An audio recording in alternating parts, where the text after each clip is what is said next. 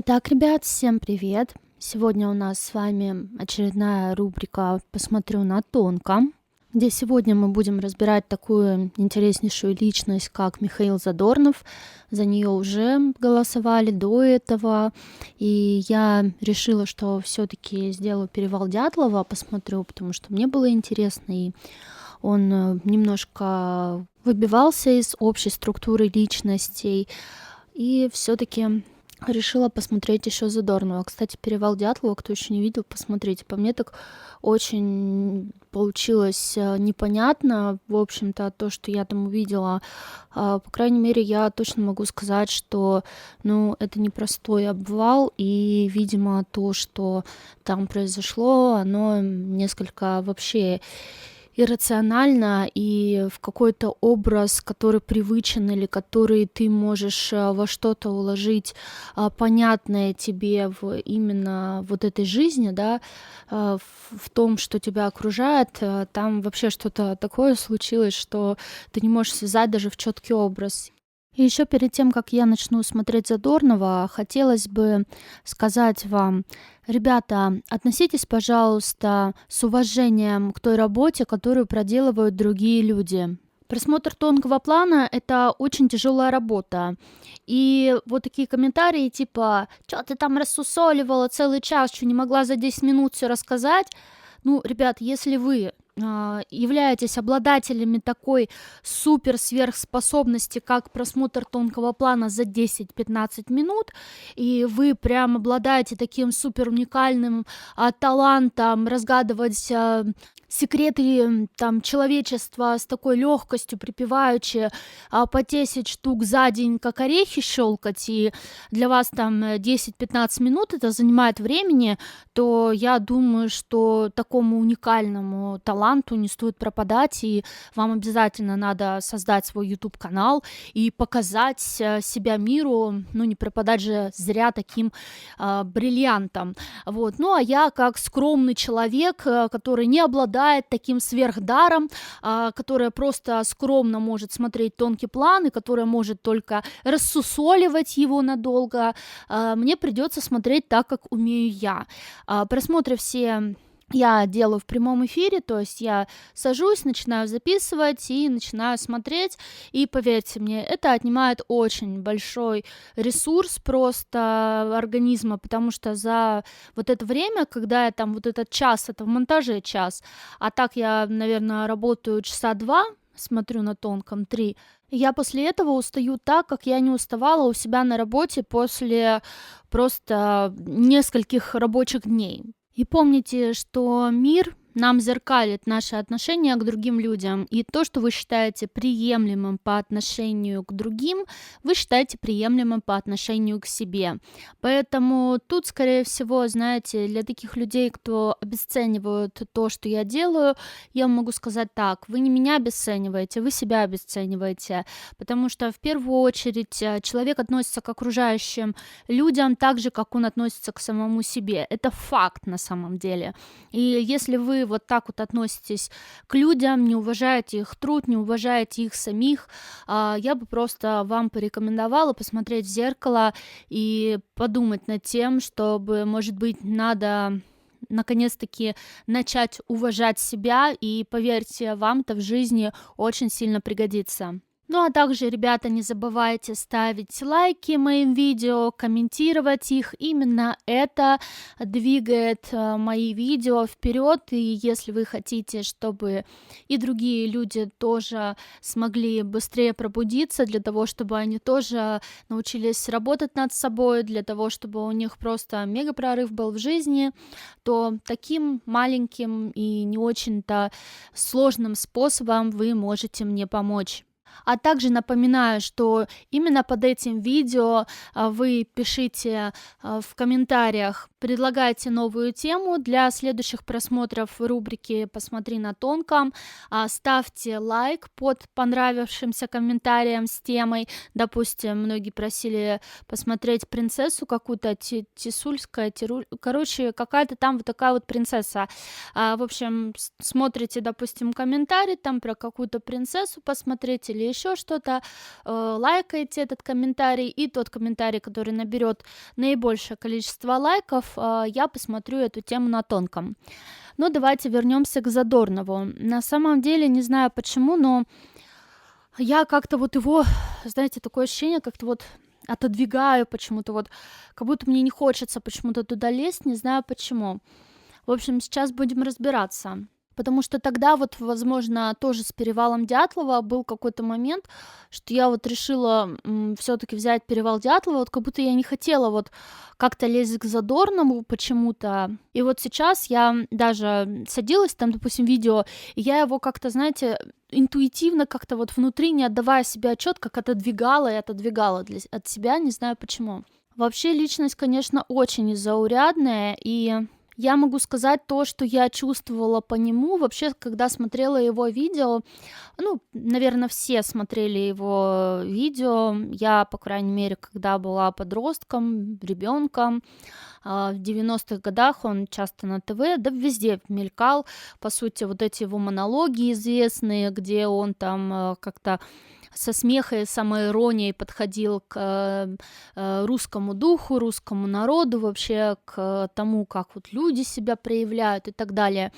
Я почему-то вот вспомнила вот этот момент про лыжу, которую он рассказывал в одном из своих монологов, что наш русский дух никогда не пропадет, типа у нас хозяйки хранят кучу всякого ненужного хлама, в том числе у нас есть одна лыжа там на балконе, она поломанная, но когда-нибудь она пригодится. И в этот момент я вот просто вспомнила наш балкон, точнее посмотрела на него и поняла, что там есть подобная лыжа, и да, действительно, мне почему-то этот момент запомнился. То есть он действительно очень многое видел, и некоторые, я знаю, что его обсуждают такое, что он как бы не любил, да, типа относился к русскому народу как вот, я не знаю, типа либеральный или как вот взгляды нес. Я слышала, что типа его обвиняли в том, что он типа людей вот как-то высмеивает, ну что типа с высокомером, что фу, как мерзко, да, какие вы типа какие-то ужасные, все, но я никогда этого не чувствовала от него. Наоборот, я чувствовала, что он вот как бы вот этот вот момент, когда ты можешь сам над собой посмеяться, да, сам над собой вот как-то это была добрая ирония, то есть я не чувствовала никогда в его вот иронии какой-то злости или то, что вот он, ну, это вообще чувствуется очень хорошо, когда человек со злой иронией говорит, да, что типа фу, там как мерзко, там вот это вот, или с доброй иронией. Вот у него была добрая ирония. И знаете, такое ощущение всегда было от него, что вот он как-то хотел самобытность, чтобы какая-то была у народа. И его вот именно эта самобытность, она его очень сильно вот какой-то внутренний ресурс давала. Он прям вот, знаете, это самобытность какая-то вот народа, его вот как бы я сказала, русский дух, да, вот этот вот какой-то, он как вдохновение какое-то очень большое было вдохновение, его вдохновляли люди, и он общался с многими людьми и видел вот этот дух какой-то в людях, и он прям вот знаете, хочется сказать, почему-то вот здесь русский дух, здесь Русью пахнет, да, вот он, вот этот вот момент его очень сильно вдохновлял. И знаете, какой-то вот, это вот неуловимое что-то в том, вот когда я сейчас буду говорить просто то, что мне идет, что вот как люди, когда застолье какое-то, вот русские, да, вот русское застолье, они такие садятся, напиваются и такие начинают петь, вот просто песни вот эти вот, да, и вот качаются вот так вот из стороны в сторону, поют, и типа вот за душу берет, типа вот душевное, вот даже застолье, типа какое-то вот, оно душевное, потому что душа поет. Вот в этот момент душа поет. И вот он вот такие вот, типа вот ты сидишь, вот это вот застолье, туда-сюда раскачиваешься, и вот слезы прям текут, вот это вот по щекам, насколько вот эта вот душа просто в этот момент поет, вот это вот все, и вот он это почему-то вот у него вот такое вот какое-то глубокое, глубинное прямо вот чувство было. И там нисколько, наверное, он видел в этом во всем именно момент Бухалова какого-то, да, сколько вот когда душа нараспашку раскрывается, вот душа нараспашку просто, вот знаете, как русский Ванька там последнюю рубашку отдаст, вот типа вот душа нараспашку, вот такое. И он сам как-то вот, ну нет, он не было у него души нараспашку, он бы хотел. Было, но очень-очень...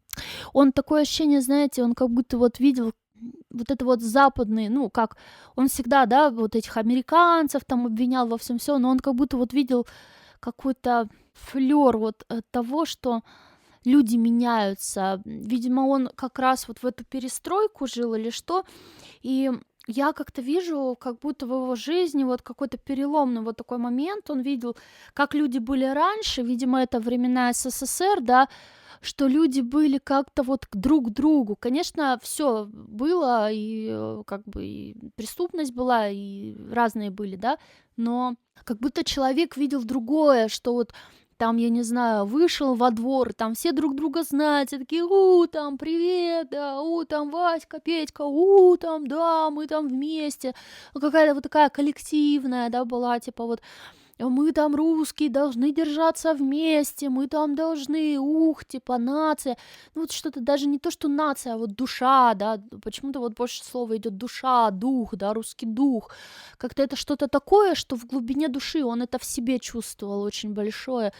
И вот типа люди, когда он рядом с людьми, и знаете, когда он на сцене выступал, вот он стоял на сцене, и вот эти люди все. Я вот сейчас даже вот, я сижу с закрытыми глазами, и я просто вижу, как будто вот он такой стоит на сцене.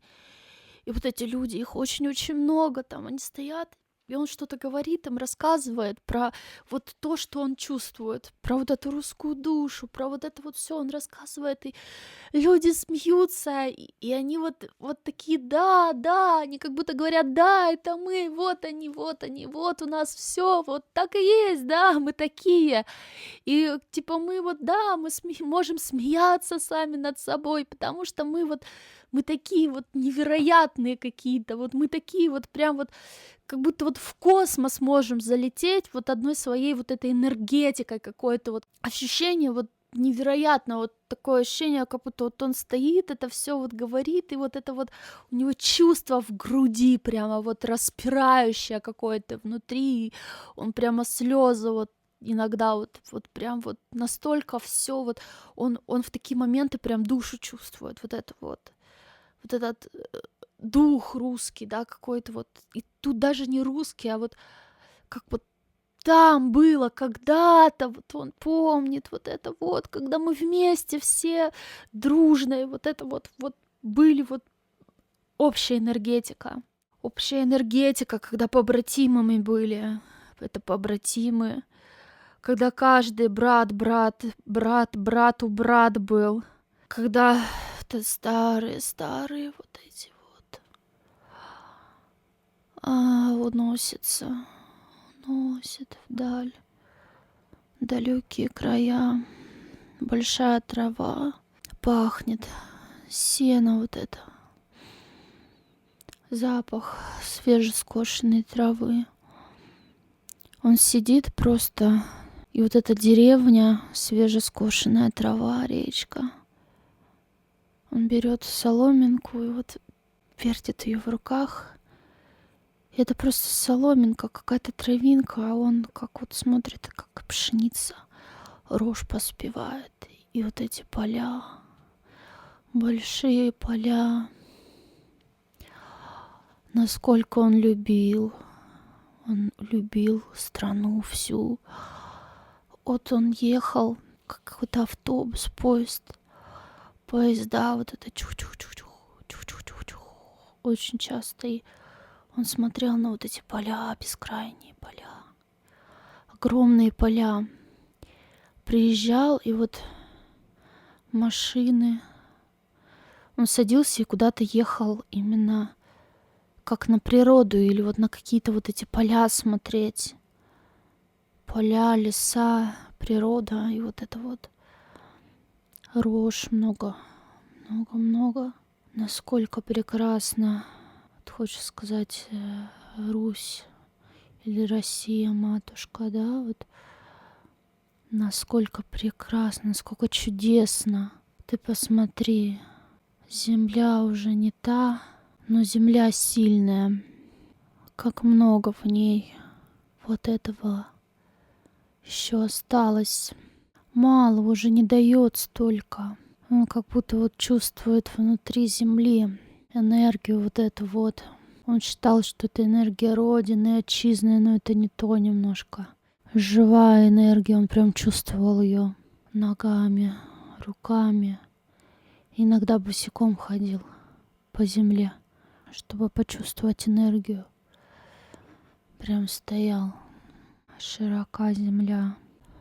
Россия, мать. Хотел людей, вот людям показать что-то хотел, насколько. Знаете, вот некоторые говорят, вот я сейчас просто, я вообще очень глубоко куда-то ушла. Некоторые говорят, что вот он там хотел показать людям, типа, какие там грязные люди или страшные, типа, посмеялся над убогостью, да, нации. Но нет, вообще нет. Он хотел показать людям, что вот за этими всеми обертками какими-то, что настоящая, вот она, смотрите, вот она, отчизна, вот она, мать, сырая земля вот эта вот отчизна, сильная земля, как будто в землю можно руками вот так вот впиться. Эта земля силу прям придает внутреннюю. Прям мощь какую-то вот поднимается по венам. И когда ты воздух вдыхаешь, эта мощь, эта сила расходится по мышцам, по венам. С каждой молекулой кислорода. Иметь видеть землю, отчизна, родина, мать. Что-то он видел, Якутия, шаманы. Якутия, шаманы. Он слышал что-то там. Он там что-то слышал. Песни барабана. Он слышал духов. Танцы. Танцует. Танцует. Да, да. Уносится куда-то в прошлое. Что-то слышит. Дурман какой-то сильно большой. Как будто голова раскалывается. Что-то может быть далее. Какое-то вещество. Плохо. Зря взял. Прервало. Вот какое-то ему вот это вот видение. Только поймал кусок, а потом вот какое-то вещество зря он взял. Да они что-то вот такие, типа, нормально. Что-то дали, типа, чтобы помогло, но нет. Хуже сделала. Не знаю, что это вообще было. Почему шаманы какие-то, что там вообще. Я не знаю, может, он ездил туда, может, он как-то вот с этими шаманами связывался. Я не знаю. Короче, было такое, ну, вот как будто вот помутнение в голове, вот что-то, знаете, как будто из-за вот этого вот какой-то травы голова болит. Ну, вот как-то дурман в голове, голова, что-то болит, плохо. Именно из-за какой-то травы. Какой-то то ли он запаривал ее, или нет. Какая-то трава. Нет, она мягкая. В общем, не знаю, какая-то вот смесь, какая-то трава, она как каша из травы непонятной намешана. Что-то вот такое ему давали. То ли как в виде лекарства какого-то, то ли какого-то вот чего-то. Не знаю, короче. Какая-то трава. Такая толченая с чем-то. Прям мокрая, как каша. Не знаю, в общем. Тогда он ее взял, и вот после этого у него что-то не очень голова болит. А до этого он видел. Я не поняла вообще, что к чему у меня пошло сначала образы прошлого. Да, как будто он вот начал уходить куда-то глубоко в прошлое и видеть прошлое, и потом у него как бах и голова. Знаете, слушайте, а не может ли быть такого, что у него как-то тонкоплановое вот зрение какое-то открылось на уровне вот, ну, как там говорить, третьего глаза или что-то такое, что у него именно открылось какой-то вот ощущение, потому что я такое вот чувствую, как будто видела, как он вспоминал флешбеки со своих прошлых жизней. И не знаю, насколько он воспринимал это как свои прошлые жизни или что, но он как будто видел то, как это было раньше. То есть вот эти братья, побратимы, да, русы, то, как люди, вот они вот, знаете, как такие же шлемы, да, как в русских народных сказках. Вот почему-то витязи были вот как в сказках Пушкина, да, вот такие вот богатыри типа. И почему-то вот была орда, татария, русы. Он как будто помнил что-то, как будто вот что-то увидел, он как флешбэк какой-то словил. Вот оно, вот он помнит, вот память какая-то у него вспыхнула внутренняя. Вот эти вот богатыри, и вот он как будто вот один из таких был, как вот богатыри, и вот они обнимаются, вот знаете, вот как побратимы, да, вот они вот прям вот как-то вот так вот головы, вот так лоб к лбу, вот так вот, да, здоровые такие мужики, вот они там, куча такая их, не знаю, там, и они вот так вот плечо к плечу, лоб к лбу, вот как побратимы, как братаются, да, я не знаю, как это сказать, вот типа вот они как клятву какую-то приносят, что вот они вот плечом к плечу будут вот сражаться, будут там защищать что-то, что они вот не земли, вот эту землю не отдадут, что вот эта земля, она какая-то вот, хочется сказать, волшебная, да, какая-то вот она мощная, могучая, вот эта земля, к ней отношение, как будто она живая земля. Опять идет фраза «мать сырая земля». И знаете, у меня такое ощущение, что у него даже в этой жизни, может быть, не сразу, но вот уже почему-то идет лет в 50. Так вот такая цифра пришла. Лет в 50 он как будто начал чувствовать это. Он как будто, да, вот я опять возвращаюсь к вот этим ощущениям, когда он воздух вдыхает вот так вот, и вот полной грудью вот эту вот живую, вот жизнь, живу, да, какую-то вдыхает. Он как будто чувствовал вот в растения, как идет энергия, как она идет вот в березу, там условно, в сосну, как вот все напитывается, что вот это вот все, он как будто вот начал видеть это все. Начал видеть, начал людям показывать, начал во память возвращать какую-то, знаете, людям. Как будто он и до этого тоже ее возвращал, но он не настолько глубоко понимал. Не было глубины осознания.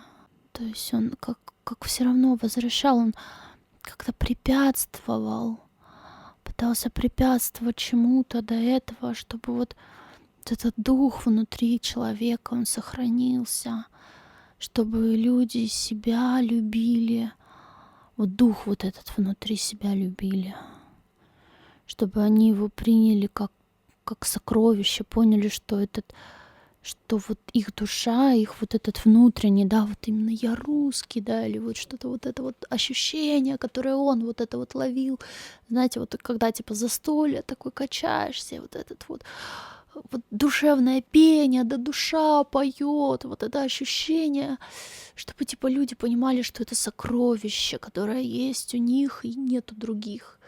Возможно, знаете, вот в 90-е там люди начали терять эти ценности, либо стремились вот к западным вот этим ценностям, да, американское же там все это было, ножки Буша, джинсы, там же все после Советского Союза, как я знаю, там прям все гнались за этим. Там эти китайские подделанные адидасы, которые решились где-то там в подвалах. Вот. И это все прям вообще люди хотели избавиться. Такое ощущение от всего вот этого вот, как бы то, что делало их вот имя. И даже, я бы сказала, не только это. Долго пытались убить, очень долго. Он как будто возвращал, пытался вот наоборот привить людям, что ребята, да вы что, да мы какие-то классные, мы крутые, да вот этот русский дух, да это ж вообще ни у кого такого нет, типа, не потеряйте его, не потеряйте. Он очень сильно боялся, он очень сильно как-то вот переживал. Вот 90-е годы, я вижу, он сидит, переживает, вот почему-то вот переживал, что люди теряют. Он видел это все, он смотрел на общество, смотрел вот на людей, он видел, как люди теряют этот дух. Вот то, что вот этот русский дух, да, как он его вот прям вот он в нем сидел, он видел его в других людях, и он чувствовал, что они его теряют. Ему очень сильно хотелось, чтобы они его не потеряли, поэтому он все делал для того, чтобы вот этот дух какой-то внутренний не растерялся, для того, чтобы он крепче был в людях, чтобы люди его вот считали каким-то бриллиантом внутри себя. Он все делал для этого. И ему это удавалось. Ему это получилось. Ему это получилось. 49-50. Под конец уже он сидит. Он сидит и смотрит на ветку березы, на какое-то поле скошенное с этой травинкой. Вот тогда к нему начала возвращаться память реально. Да, ребятки, тогда у него реально начала память, и он как будто вот все глубже и глубже в нее как-то окунался. Он начал копаться уже вот тогда, наверное, в архивах, начал что-то восстанавливать, начал какую-то вот историю, но он все равно верил какой-то вот такой истории, которая была вот, как она есть. Все равно частично верил, то есть не отрицал реальную историю, да, послепотопную, которую нам здесь внедрили.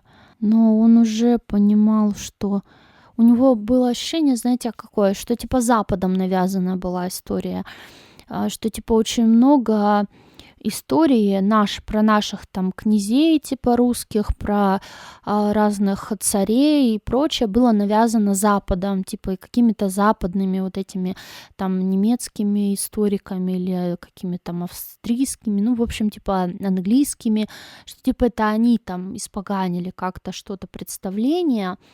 Но он на тот момент, он немного, ну он как бы не смотрел более широко.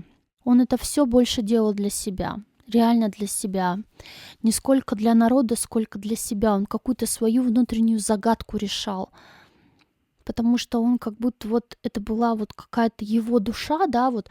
И он вот в этот момент поиск внутри чего-то, что он вот считал каким-то интересом для себя, что я вижу, что вот я хочу, да, я увидел что-то, я горю этим, я вот в этом копаюсь, я для себя это делаю, но я как бы и людям рассказываю о том, что я делаю, да, какие вот я там выводы делаю и так далее и тому подобное. То есть в первую очередь он все-таки делал это для себя, потому что чувствовал свои корни вот эти вот, он прям, у него реально память, флешбеки были.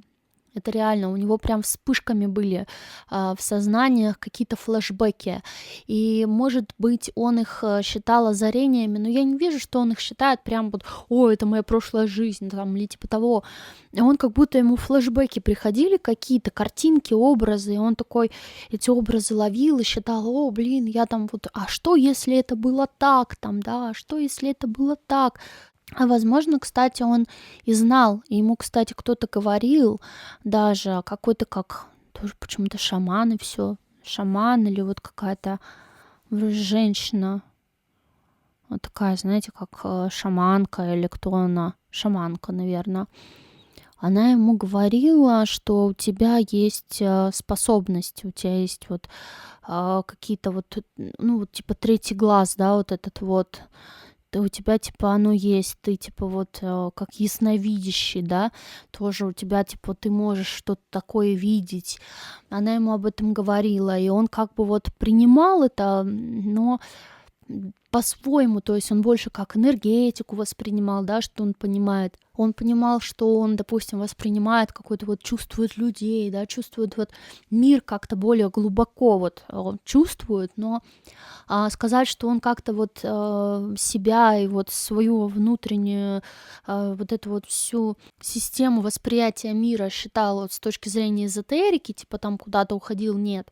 То есть он просто вот жил и чувствовал. Вот это вот чувствование у него было, и ему сказали, что вот это твое чувствование, это вот именно оно. Это вот как дар твой, в который ты вот можешь. И у него вот эта чуйка какая-то вот внутренняя, она для него как вот какая-то путеводная звезда была. Он на этой чуйке вообще все вот то, как он ощущал мир, то, как он ощущал вот какая-то вот его вела какая-то интуиция, то есть вот такая очень четкая, но он ее она очень тонкая была, но он ее очень четко чувствовал всегда, и он всегда знал, что, ага, вот здесь, если я чувствую что-то, то значит вот это правильно. То есть этот человек, знаете, я бы сказала, он очень был настроен на внутренний мир, на свой, то есть и на собственные ощущения, то есть он в своем внешнем восприятии мира был настроен скорее на свое чувствование внутреннее, чем на то, что ему говорили окружающие. То есть он шел именно доверяя самому себе очень-очень сильно, потому что вот именно на своей внутренней чуйке, именно на своем внутреннем вот этом ощущении мира, себя в этом мире и прочее, он вообще выстраивал всю концепцию своей деятельности, начиная от того, что там в 90-х, допустим, да, концерты какие-то он вел, там еще что-то, заканчивая своей деятельностью уже перед уходом из этого мира. То есть он всегда вот оставался верным, вот именно вот как он это чувствовал своему внутреннему русскому духу вот этому, да, вот я всегда вот оставался верен себе, своей душе, вот своему вот этому вот духу русскому и так далее. Конечно, он вообще очень сильно там была связь с душой большая, очень большая. Вот по большей степени я бы даже вот из того, что чувствую, я бы могла сказать, что вот это его именно вдохновение, да, от того, что он чувствовал внутри себя вот этот русский дух, то есть он немножко где-то понимал, что это была синхронизация, то есть его души с его телом, с сознанием и в первую очередь с землей, на которой он жил. То есть он находился, его душа находилась, она, вот я бы сказала вот так фразу, она четко стояла на ногах, на земле, вот прям ногами, да, она вот прям вот корнями вот стояла крепко на ногах. Это давала ему возможность, то есть вот как вот ноги, да, корнями прорастать в землю и питаться из этой земли, питаться, то есть вот быть в симбиозе, быть неким таким деревом, то есть в этом мире, да, питаться от земли полностью, от вот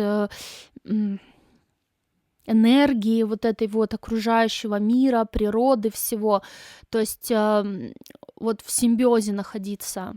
То есть он вот был в этом, и это как-то, знаете, даже проявлялось в его юношеском достаточно очень таком возрасте. Я вижу, что там мальчик бегает лет 10-12, вот так вот, и он вот уже тогда что-то вот у него было, какой-то вот авантюризм, да, вот этот дух авантюризма у него был, там игры там в какого-то, ну не знаю, вот знаете, почему-то пришел на ум то ли Дюма, то ли как звали, не помню, короче, одна книга, где типа мальчик там представлял себя рыцарем, Ланселотом там, да, или еще что-то, вот какие-то такие вот именно, я не знаю, игры, какие-то вот такие вот проявления, что в большой бурной фантазии, там, каких-то новаторских, там, каких-то мы там будем покорять что-то, да, или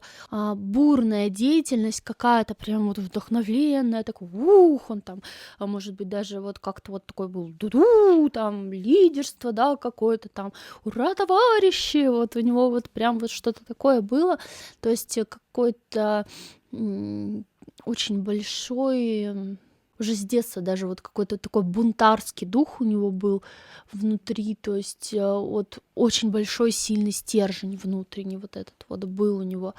И это родители видели как бы в нем этот стержень.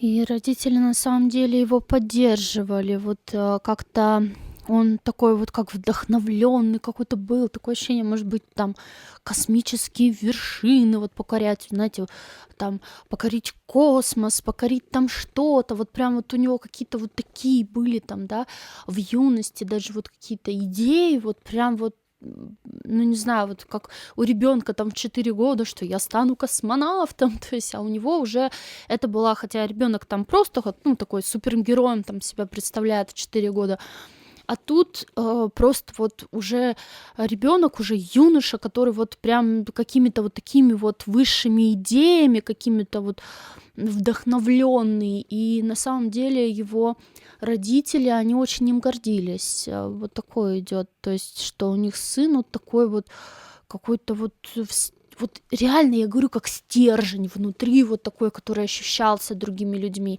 в том числе и родителями, они чувствовали в нем вот этот стержень, и они прям вот как-то даже, ну вот, попадали под его это вдохновение, которое вот у него это внутреннее, и говорили, ну да, да, вот как-то вот, может быть, где-то смеялись, то есть над тем, что, ну да, там что-то там прям в космос там или что, но они как бы это делали как-то вот тепло, то есть как-то больше шутили, нежели, допустим, со злой иронией говорили.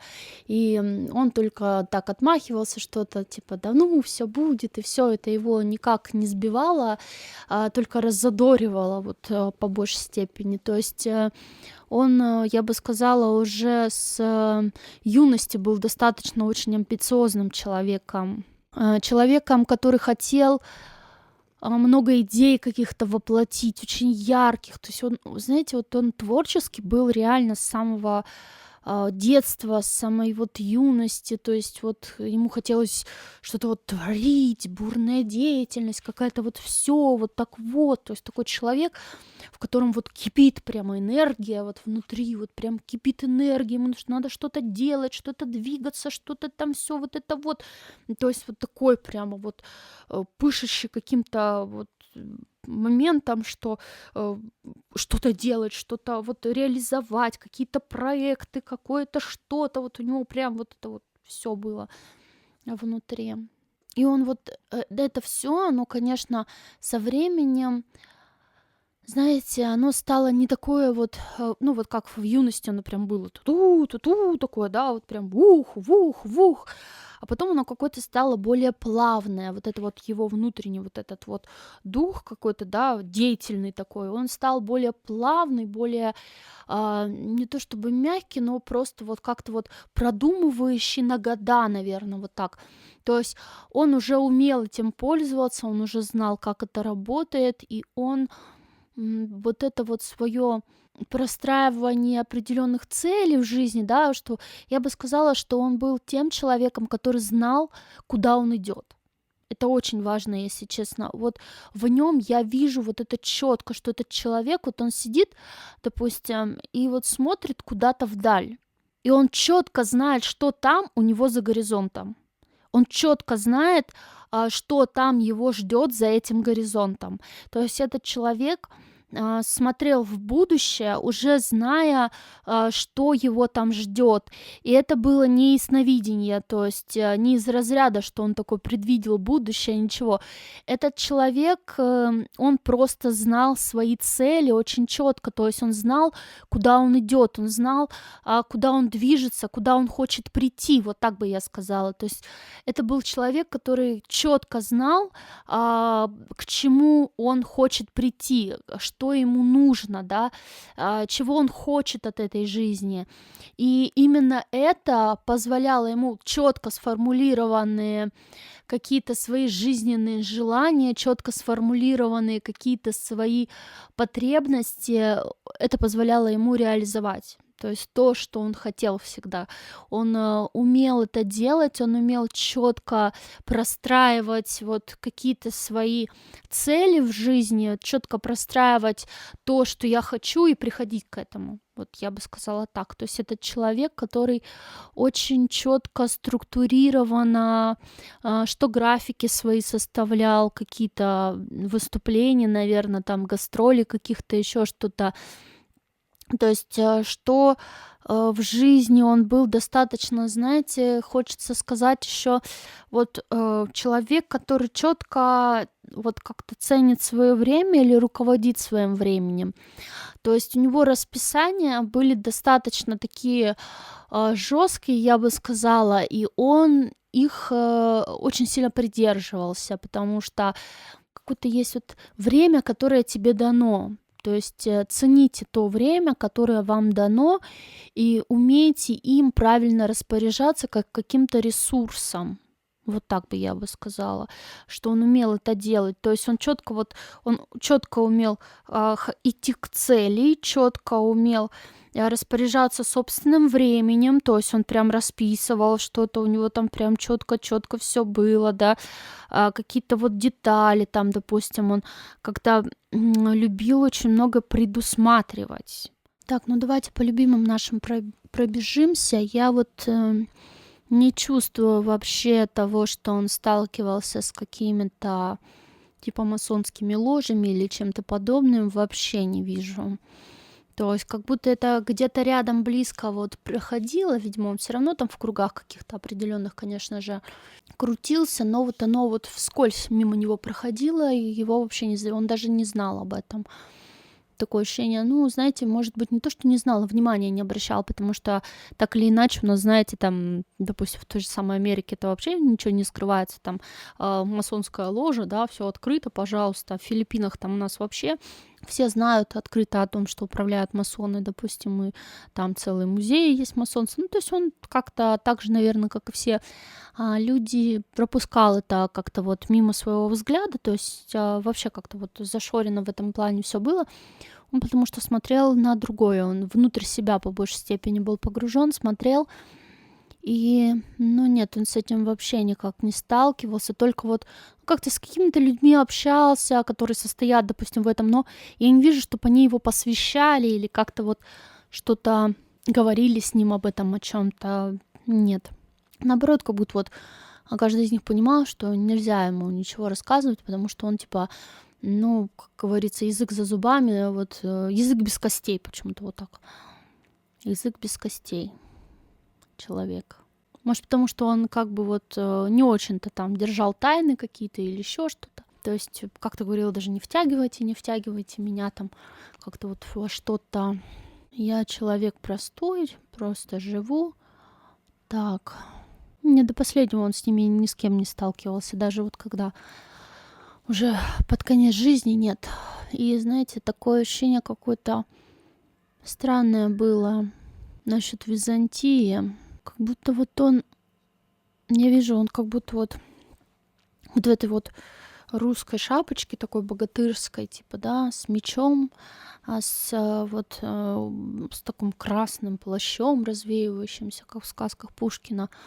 Богатырь такой стоит, и вот такая борода, все, и он такой вот прям вот, что не отдадим землю русскую, вот против византийской власти какой-то, да, типа против Византии как-то вот он, типа вот против крестоносцев, типа борется, как вот с этими крестоносцами он дерется, да, какой-то вот, как Невское побоище, какое-то, не знаю, на льду, короче, сражается с ними, и потом в конце как будто он им кланяется почему-то. То есть как будто вот они его все-таки сразили.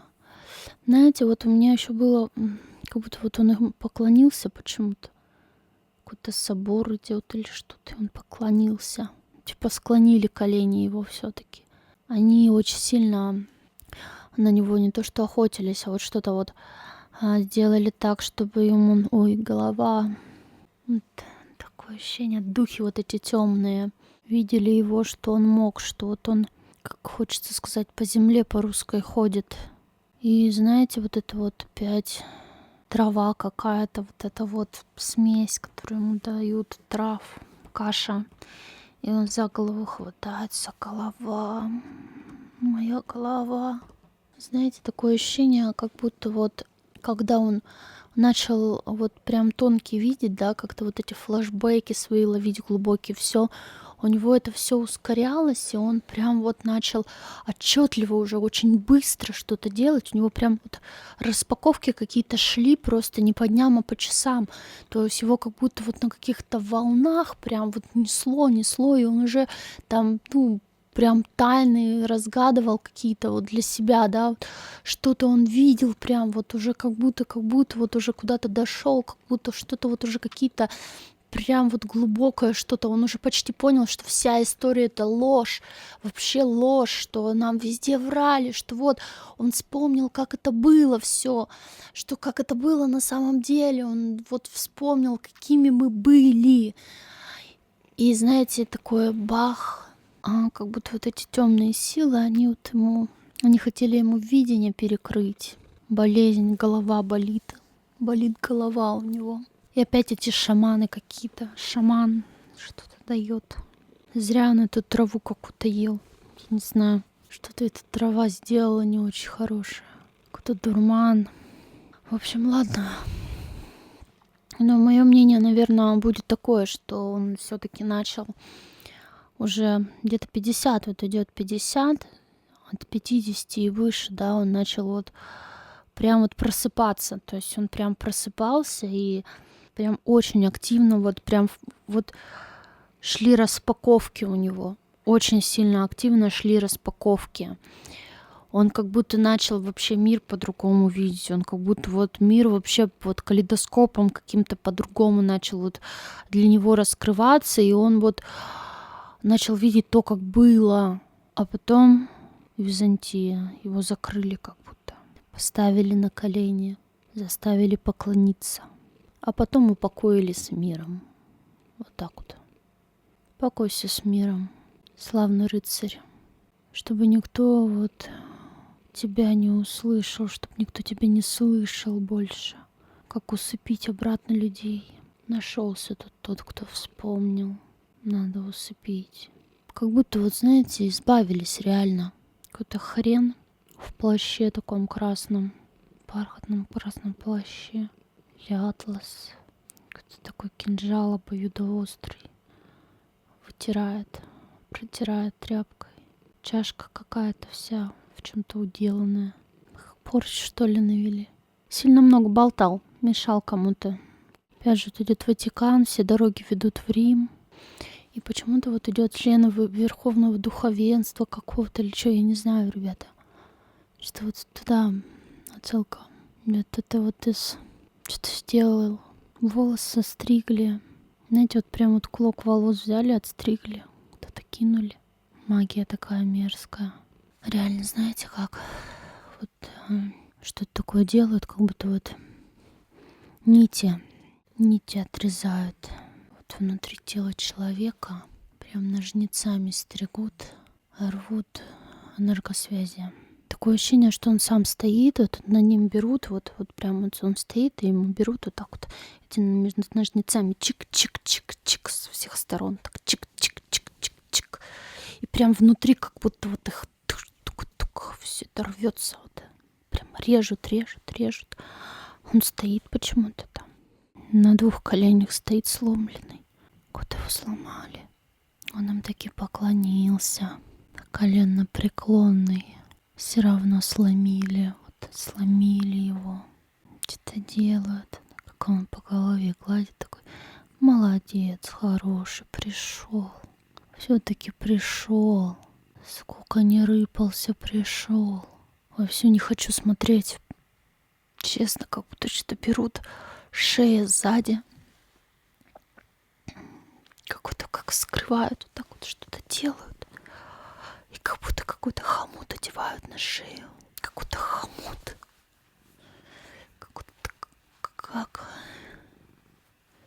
Как на кобылу вот одевают вот это вот, знаете, такие деревянные, вот как колодку, да, вот такую. Типа впрягать ее куда-то. Вот тут такой же какой-то хомут на шею. Деревянный хомут на шею одели. Прям впилась такая нитка какая-то. Будто какой-то груз тяжелый свалили сверху. Не хочу говорить. прям какие-то образы идут вообще мученические. Вот, знаете, такое ощущение, как будто человек вот, чтобы он мучился в агонии, в какой-то находился, вот что-то такое хотят сделать, чтобы он вот как проклятый был. Проклятие какое-то вот делают. Проклятие, проклинают его вот в этот момент, что проклятие какое-то накладывают на него. И он очень быстро вот быстро угасает, быстро вот быстро под тяжестью вот этого груза какого-то он просто умирает быстро. Я бы даже сказала, не просто умирает, а вот как будто вот загорает, как изнутри, вот как агония какая-то идет, сгорает быстро. Сгорает, выгорание идет какое-то, выгорает все внутри. Вот. Душевной агонии какой-то. Душа кричит, орет, а физически плохо, голова кружится, плохо, все выжимает, сил нет. Все чувствует уже, чувствует, что все недолго осталось. Выжимается сильно. Все не хочу, серьезно. Я думаю, так много посмотрели, я обрываю. Все, дальше не хочу идти, правда. Тут меня прям в это начали за здравие, закончили хрен пойми за что, серьезно, у меня прям плохо сейчас. Эта душа, так кому-то этот хомут еще держит ее. Она ушла, но вот этот хомут, он как будто, знаете, как петля какая-то держит, как лассо, которое накинули. Это лассо накид, черная такая.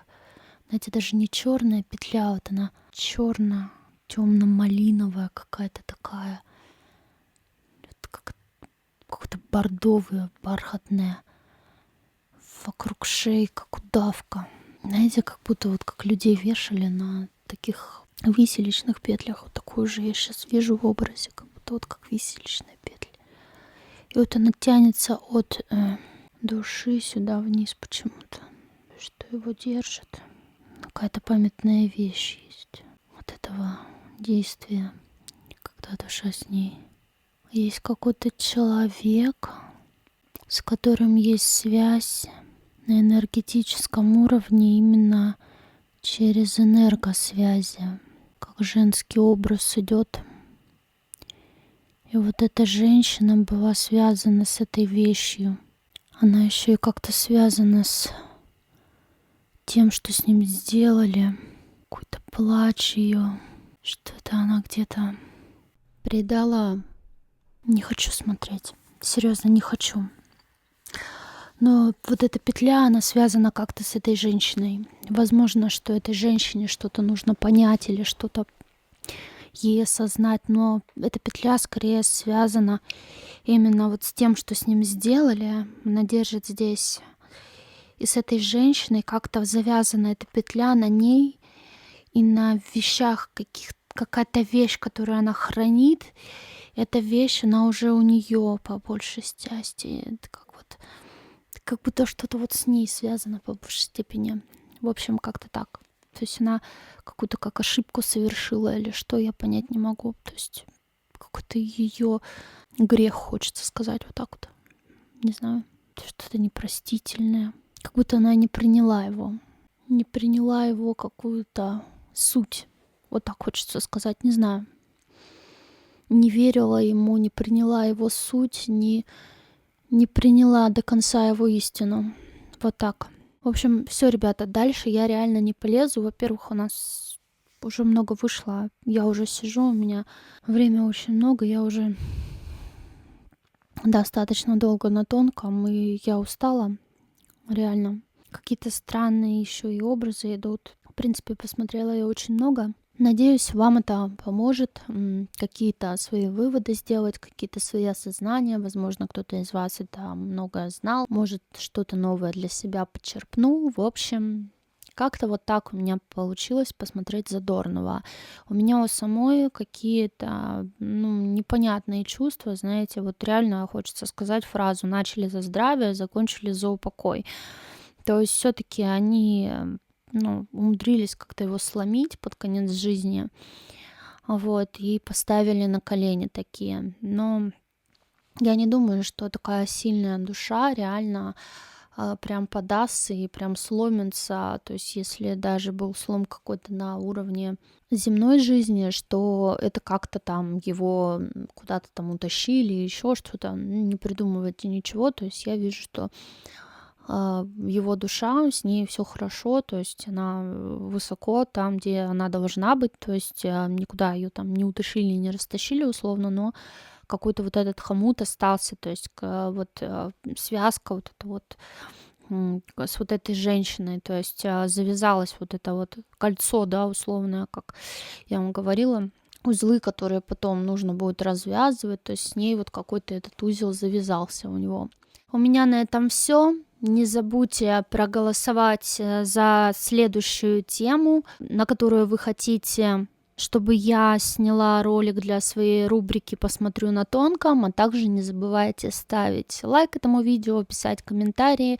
Мне это будет безумно все приятно. Я вас всех люблю, обнимаю. До скорых встреч. Пока-пока.